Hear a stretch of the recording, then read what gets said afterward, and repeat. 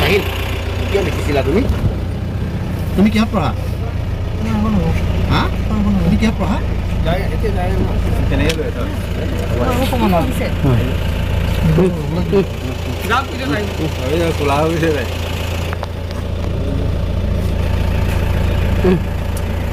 কি লিখিছিলা কি তুমি?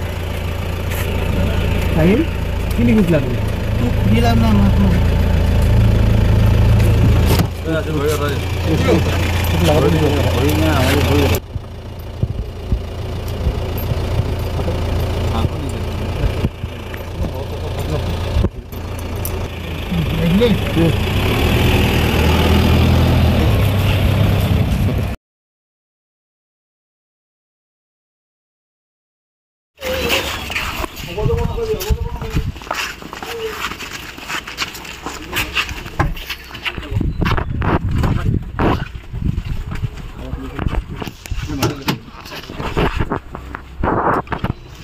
ওই তুই কেন লিখিছিলা?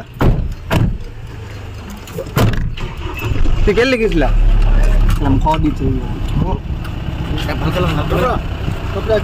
Sahil, কিয় লিখিছিলা তুমি? তুমি কিহত পঢ়া? হা? তুমি কিহত পঢ়া?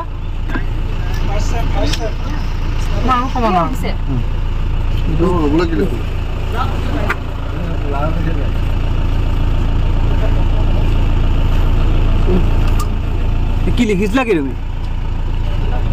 সাহিল কি লিখিছিলা তুমি? দিলাম না ইনষ্টাগ্ৰামত দিছে লগাব দিছো লগাই আনিব লাগে নাজানো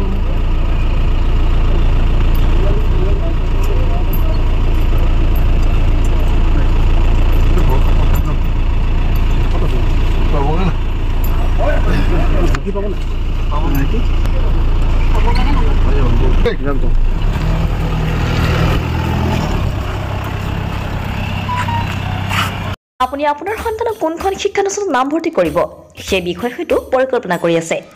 এখন উন্নত পৰ্যায়ৰ শিক্ষানুষ্ঠানত নামভৰ্তি কৰিবৰ বাবে আপুনি শিৱসাগৰ জিলাৰ বৃহত্তৰ আমগুৰি অঞ্চলৰ উচ্চ শিক্ষাৰ অনুষ্ঠান আমগুৰি মহাবিদ্যালয়খনক নিৰ্বাচন কৰিব পাৰে।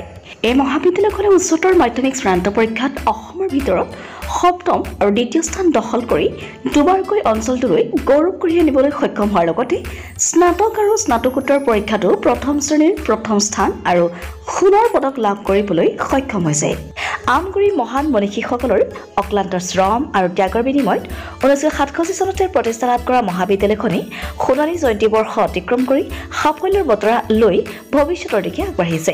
পঢ়া-শুনাৰ ক্ষেত্ৰত কিছু পৰিমাণে দুৰ্বল ছাত্ৰ-ছাত্ৰীৰ বাবে বিশেষ শ্ৰেণীৰ ব্যৱস্থা তথা বৃত্তিমুখী পাঠ্যক্ৰমৰ অন্তৰ্ভুক্তি, ল'ৰা আৰু ছোৱালীক পৃথক পৃথক NCCৰ সুবিধা মহাবিদ্যালয়খনৰ ইতিবাচক দিশ।